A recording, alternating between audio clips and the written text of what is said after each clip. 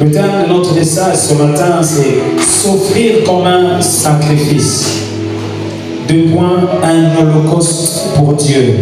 Le sacrifice qu'on appelle holocauste, c'est le sacrifice que Dieu avait donné la liberté à chacun d'offrir.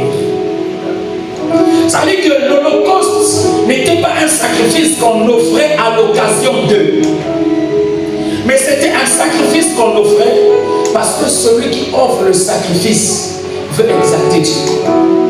Alléluia. Ce n'est pas parce qu'il a péché. Ce n'est pas parce qu'il ressent une culpabilité. Ce n'est pas parce qu'il veut répondre à un devoir. Mais parce qu'il s'est assis. Il dit non, je veux célébrer Dieu. Je veux célébrer Dieu. C'est à ce moment-là qu'on offrait ce genre de sacrifice.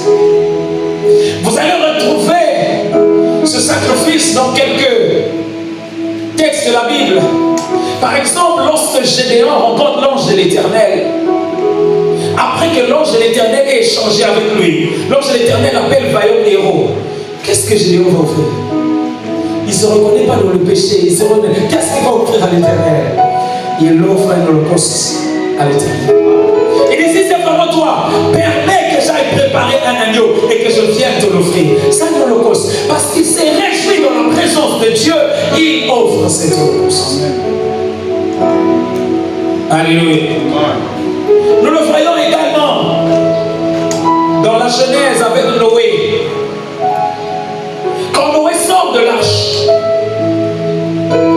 il se rend compte qu'ils sont restés une poignée de personnes en vie. La première réaction de Noé, c'est d'offrir à Dieu. Mais pourquoi Noé offre à Dieu? Parce qu'il est en train de réaliser les bontés de Dieu. Il veut célébrer Dieu. Il a offert à Dieu un holocauste. Alléluia. On offrait également des holocaustes lorsque Dieu en fait la demande. Tu as une relation avec Dieu et Dieu t'en fait la demande. Il dit, je sais, quand tu pêches, tu m'offres. Quand tu ressens la culpabilité, tu m'offres. Mais cette fois-ci, à l'occasion de rien, je veux que tu me fasses un sacrifice. C'est Dieu qui demande. C'est ce qui est arrivé dans Genèse chapitre 22. Lorsque nous lisons ces textes, nous nous rendons compte que l'Holocauste était évidemment un sacrifice particulier. Pourquoi l'Holocauste était particulier? C'était le seul sacrifice qui devait être entièrement consumé par le feu. Alléluia. Entièrement consumé par le feu. Il n'y avait aucune part pour l'homme. Tout était destiné et réservé à Dieu. Le Fils qui devait venir soit de notre propre cœur, soit d'une obéissance à la commande de Dieu. Parce que Dieu veut consommer de notre part, alors il nous l'exige. Mais dans ce texte, nous voyons également qu'il y a des éléments qui étaient obligatoires pour que ce sacrifice ait lieu. Parmi ces éléments obligatoires, nous avons une victime. Il devait avoir soit un veau, soit un agneau, soit des tourterelles. Il fallait qu'il ait quelque chose qui devrait perdre la vie. Celui qu'on appelle la victime. Il n'y a pas d'holocauste lorsqu'il n'y a pas de victime. Chaque fois qu'on parle d'holocauste, il doit avoir une victime. La deuxième des choses, il doit avoir un autel, un lieu indiqué. Comme pour Abraham, Dieu dit, il y a un endroit que j'ai choisi et c'est là que tu dois accomplir ce sacrifice. Il doit avoir un lieu, celui qu'on appelle l'autel. Il doit avoir du bois. On ne peut pas offrir l'holocauste sans qu'il y ait du bois. Voilà pourquoi Abraham, en quittant quittant de chez lui, la Bible déclare, il a fondu du bois, il a préparé du bois pour l'Holocauste. Et la Bible nous dit encore, alors qu'il a demandé aux serviteurs de rester, il a chargé le bois sur le Fils. Nous allons le découvrir tout à l'heure. Troisièmement, il faut de l'eau. On ne peut pas offrir l'Holocauste sans pourtant que nous ayons de l'eau. Lorsque vous lirez le texte lévitique que nous avons proposé, chapitre 1, verset 1, verset 17, vous verrez que pour offrir l'Holocauste, il fallait laver les entrailles et les pieds, les pattes, si vous voulez, de l'animal à offrir. Il fallait laver les pattes. Il fallait de l'eau pour laver ses pattes, pour laver ses entrailles avant de l'offrir. Un dernier détail, il faut le feu. C'est un sacrifice consumé par le feu. Alors il faut le feu pour qu'il y ait holocauste. Voilà les éléments qu'il fallait rassembler. C'est la même chose qui est arrivée lorsque le Seigneur s'est offert à la croix. La particularité avec le sacrifice du Seigneur, c'est que le sacrifice du Seigneur a répondu à tous les types de sacrifices. C'était un sacrifice de culpabilité. Il s'est offert comme sacrifice pour le péché. Il s'est offert comme sacrifice d'action de grâce. Il s'est offert comme sacrifice de communion. Voilà pourquoi au pied de la croix, il y avait tout le monde. Alléluia. Mais il s'est aussi offert comme holocauste. Un sacrifice entièrement consumé par le feu, d'une agréable odeur. Il s'est aussi offert comme holocauste. Et quand le Seigneur s'est offert, Galates chapitre 1, verset 3 à 4, il s'est offert lui-même. Et lorsqu'il s'offrait comme holocauste, effectivement, tous ces éléments étaient rassemblés pour que l'holocauste soit agréé. Premièrement, il a offert son corps. Il était lui-même la victime. Lui-même la victime. Il a offert son corps. Deuxièmement, il a offert son corps sur un autel qu'on appelait Golgotha. Lorsque le Seigneur s'est offert, il a porté lui-même sur lui le bois qui devait servir. De la même manière qu'Abraham avait chargé le bois sur Isaac, on a chargé le bois de la croix sur Jésus afin qu'il le porte lui-même jusqu'au lieu où l'autel a été établi. Il l'a porté. Il l'a porté lui-même. Et c'est sur ce bois qu'il a été crucifié. C'est sur ce bois qu'il s'est offert. Lorsque le Seigneur s'est offert, il n'a pas manqué de l'eau. L'eau, c'est l'image de la parole de Dieu. Il était en train de s'offrir par obéissance. Rappelez-vous que lorsqu'il est allé à Gethsémanée, c'était l'occasion pour lui de prendre l'eau de la parole, de la volonté de Dieu, de laver les pieds de l'Holocauste, afin de monter à la croix, de laver les entrailles de l'Holocauste, afin de monter à la croix. Il fallait que les entrailles de l'Holocauste soient lavées. Les entrailles qui sont l'image de nos penchants, de nos sentiments, de nos émotions personnelles.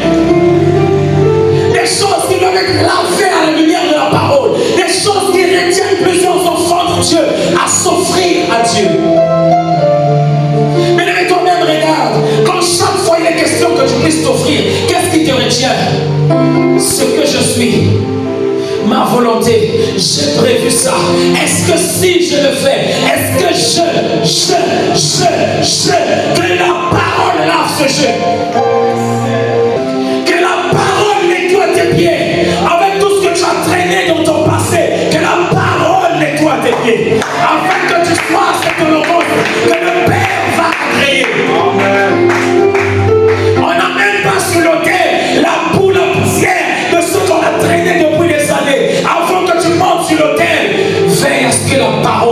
nettoyé.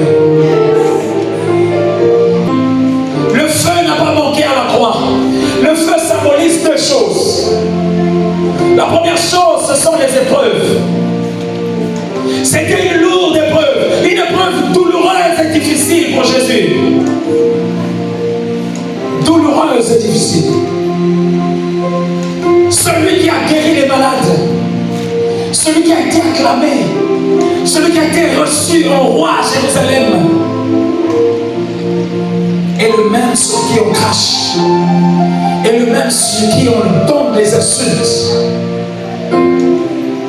Celui qui a traîné Judas pendant 3 ans est le même que Judas trahi. Quelle épreuve! Quelle épreuve! Consumé par le feu de l'épreuve, mais aussi consumé par le feu du Saint-Esprit. Il n'y a aucun sacrifice qu'on puisse faire si le Saint-Esprit n'est pas invité. Alléluia. Amen. Il n'y a aucun sacrifice qui soit agréé s'il n'y a pas la marque de l'Esprit de Dieu. Non, il n'y en a pas. Alléluia. Amen. Autrement dit, l'apôtre Paul a réalisé qu'autrefois on offrait des animaux. Ce n'était que l'ombre des choses à venir. Après, le Seigneur est venu s'offrir lui-même pour nous montrer en réalité comment est-ce que nous devons le faire. Il dit, c'est notre tour de nous offrir. C'est le moment pour nous de nous offrir. C'est à nous maintenant de nous offrir. Prenez la résolution de vous offrir comme un sacrifice. Un sacrifice qui soit vivant, qui soit saint, qui soit agréable à Dieu. Pourquoi le sacrifice est vivant? Pourquoi le sacrifice est saint? Pourquoi le sacrifice peut être agréable? Premièrement, le sacrifice est vivant parce qu'en réalité, lorsque nous nous serons offerts, nous allons continuer à vivre sur cette terre pour accomplir les desseins divins. Nous serons en train de marcher, mais tout en étant un sacrifice déjà sur l'autel. Nous serons en train de chanter, en train de prêcher, mais tout en étant un sacrifice sur l'autel. Alléluia. Nous serons en train de prier, de jeûner, de veiller, tout en étant un sacrifice sur l'autel. Nous serons un sacrifice qui danse, un sacrifice qui chante, un sacrifice qui acclame, un sacrifice qui prie. Un sacrifice qui est passé de la mort à la vie. Un sacrifice qui est passé des ténèbres à la lumière. Un sacrifice qui est passé du monde des ténèbres au royaume de Christ. Un sacrifice vivant. Un sacrifice saint. Pourquoi? Parce que nous avons répondu aux critères. De la même manière qu'il était dit dans l'ancienne alliance qu'on doit offrir un veau, un agneau, sans tache, sans défaut. Nous nous offrons à Dieu sans tache et sans défaut. Alléluia. Bien-aimé, lorsque tu t'offres à Dieu, examine-toi, examine-toi. Qu'est-ce que je suis en train d'offrir à Dieu? Comment je suis en train de m'offrir à Dieu? Parce que Dieu n'agrée que ce qui est saint. Il n'agrée que ce qui est saint. C'est un appel à la sanctification. Un sacrifice saint est un appel à la culture de la sanctification. Est un appel à la recherche de la sanctification. Est un appel à la poursuite de la sanctification. Comment tu poursuis ta sanctification? Mais ce n'est pas une affaire ponctuelle, c'est une affaire de poursuite jusqu'à ce que le Seigneur revienne. Et plus tu seras en train d'avancer avec Dieu, mieux Dieu sera en train d'être exigeant avec toi. Ta sanctification tient ne peut pas être celle de demain. Un sacrifice agréable, parce que celui qui s'offre doit s'offrir par la foi. La Bible déclare, sans la foi, nul ne peut être agréable à Dieu. Lorsque le Seigneur s'est offert à la croix, il disait déjà à ses disciples, oh, mais moi je vais m'offrir, au 3e jour, je vais ressusciter. Il savait que même lorsque je vais monter sur cet autel,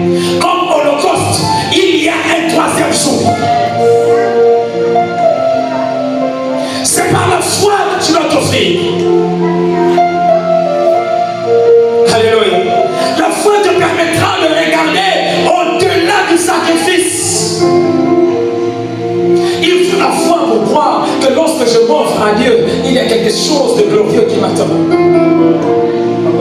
Il faut la foi pour croire que lorsque je m'offre à Dieu, même si les gens disent, mais toi aussi j'en fais un peu trop pour Dieu, nous tous nous prions, je sais ce qui m'attend devant, je sais ce qui m'attend, je sais pourquoi je le fais. Mais comme je le sais, nous marchons par la foi. Je vois ce que vous ne voyez pas, je crois ce que vous ne croyez pas. Mais quelle est la différence entre les hommes? C'est qu'il y en a de ceux qui croient à ce que d'autres ne croient pas. C'est ça la véritable différence entre les hommes. J'avance parce que je crois à ce que vous refusez de croire aujourd'hui. Bien aimé, c'est difficile de suivre un homme de foi. C'est difficile de comprendre un homme de foi. Parce que là où vous ferez sa mort, lui il est en train de voir comment il va souffrir.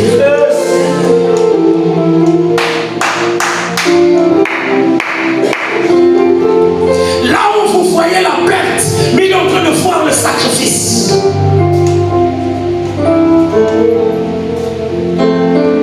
Quand nous nous offrons à Dieu comme sacrifice vivant, saint et agréable, nous nous offrons nous-mêmes et nous offrons tout de nous. Tout de nous. Chaque domaine de notre vie, chaque détail de notre vie. Nous ne nous offrons pas à moitié. Nous ne nous offrons pas en partie. Mais c'est un sacrifice qui doit être entièrement consumé par le feu.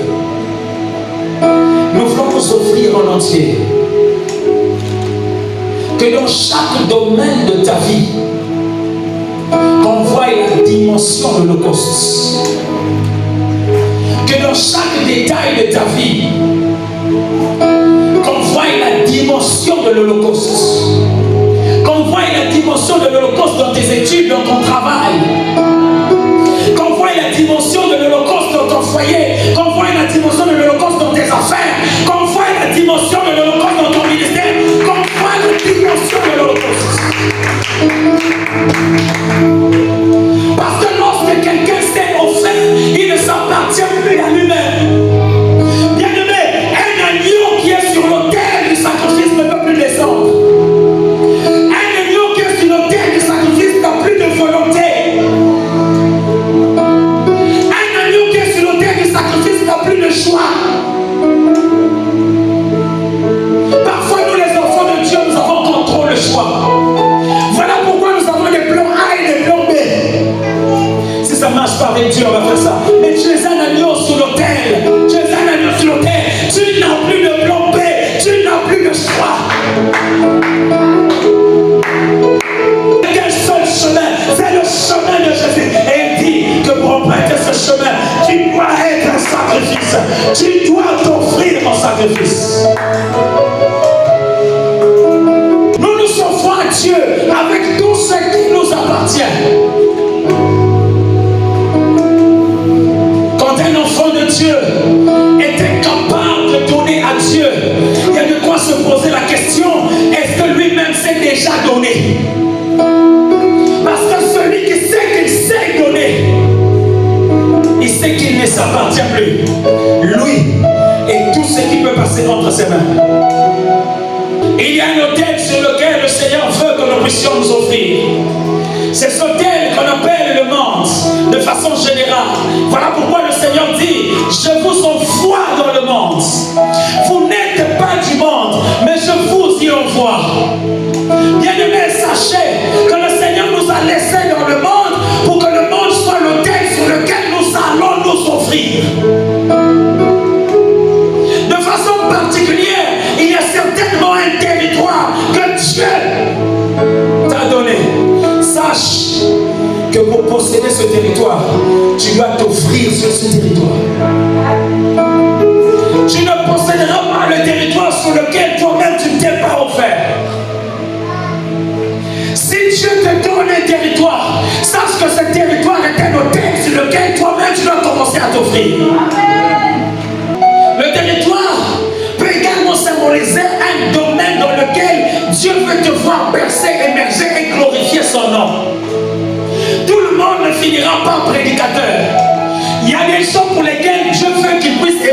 les affaires.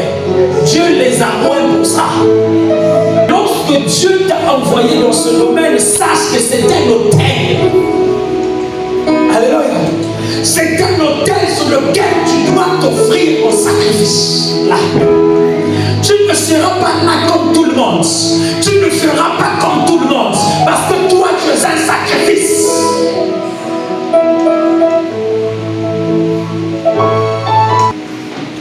Jésus disait à ses disciples, celui qui veut me suivre, celui qui veut venir après moi, qu'il se charge chaque jour. Dis à ton voisin chaque jour. Chaque jour de sa croix. Autrement dit, lorsqu'on est un sacrifice, on doit porter le bois du sacrifice. S'il n'y a pas de bois, il n'y a pas de sacrifice. Est-ce que tu portes ta croix? Si tu ne portes pas ta croix, tu ne peux pas t'offrir un sacrifice. Il dit, celui qui veut me suivre doit se charger de sa croix. Doit se charger de sa croix. Le Seigneur s'est chargé de sa propre croix. Il attend que toi, tu te charges de la tienne également. C'était quoi la croix du Seigneur? Il était venu pour le salut de l'humanité, le rachat de l'humanité. C'est ça la croix qu'il a portée. Quand nous voyons la croix du Seigneur, nous voyons le salut de l'humanité. Quand les gens voient ta croix, on parle de quoi? De quoi est-ce que ta croix parle? Ta croix, c'est l'image de l'appel particulier que tu as reçu. La croix, c'est l'image des capacités, des dons que Dieu t'a donné, dans lequel il a besoin que tu sois identifié au milieu de ta génération. Dans lequel tu dois t'investir. Alléluia. Dans lequel tu dois être attaché avec zèle et consécration. Avec larmes. Mais mettons que dans ta vie, il n'y a pas quelque chose que tu fais pour Dieu avec larmes. Pose-toi la question, qu'est-ce que tu es en train de faire pour Dieu? Tant que dans ta vie, il n'y a pas encore quelque chose que tu fais avec Dieu qui t'amène à te priver du sommeil, pose-toi la question, qu'est-ce que tu fais pour Dieu? Tant que dans ta vie, il n'y a pas encore quelque chose que tu fais pour Dieu qui t'amène à te priver parfois de tes propres besoins, pose-toi la question, qu'est-ce que tu fais pour Dieu? Alléluia. Nous nous offrons en sacrifice à Dieu par obéissance à la parole de Dieu. C'est la place qui est accordée à la parole. Voilà pourquoi le Seigneur Jésus prophétiquement avait accompli ses actes. Rappelez-vous qu'un jour le Seigneur prend les disciples et leur dit, je dois vous laver les pieds. Pierre ce jour-là n'avait pas compris. Il dit non, non, non, je ne peux pas permettre que toi, mon Seigneur, que tu me laves les pieds.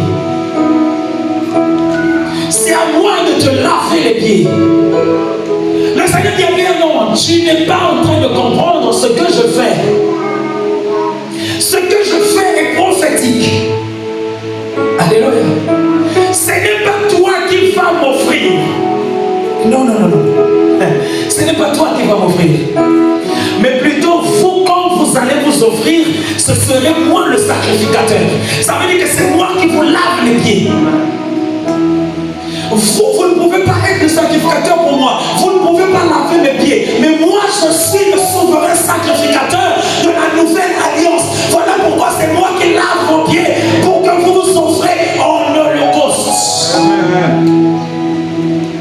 Que la parole de Dieu commence à laver tes entrailles. Que toutes sortes de raisonnements, que toutes sortes de mauvaises choses digérées dans le monde, au travers des philosophies, au travers des contes, au travers des dires du monde, que Dieu, la parole, commence à laver tes entrailles. Dieu disait à Jérémie, avale le rouleau. Le rouleau symbolise la parole de Dieu. Le rouleau était amer dans sa bouche, mais très tendre dans les entrailles. Parce que le rouleau a nettoyé tes entrailles. Si tu es un holocauste. Alléluia. Amen. Qu'est-ce que tu portes de tes entrailles? C'est ce qui sort de ta bouche.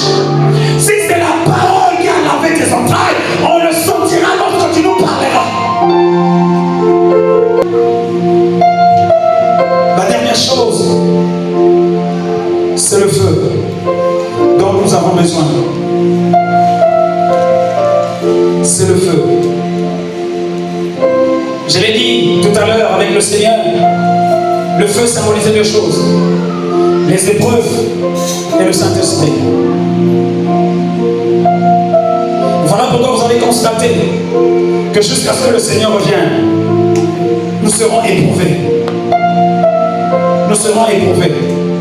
On a envie de dire, Seigneur, je me suis déjà offert, que les épreuves aussi s'arrêtent. Non, ça ne peut pas s'arrêter. Le principe de l'Holocauste, c'est quoi? C'est que l'animal doit brûler jusqu'à l'état de la cendre, entièrement consumé par le feu, jusqu'à ce que toute la carcasse devienne cendre. Ce qui fait que lorsqu'on offrait un holocauste, l'animal pouvait rester sur l'autel pendant des longues heures et même des journées entières. Alléluia. Ce n'était pas une cuisson rapide, mais ça demandait du temps pour que l'animal se réduise à la cendre, jusqu'à ce que rien de nous ne restera. Jusqu'à ce que Dieu va brûler jusqu'à la dernière moelle. Alléluia. Que rien de toi ne reste. Tout ce qui restera, c'est le divin. Le feu va continuer à brûler. Amen.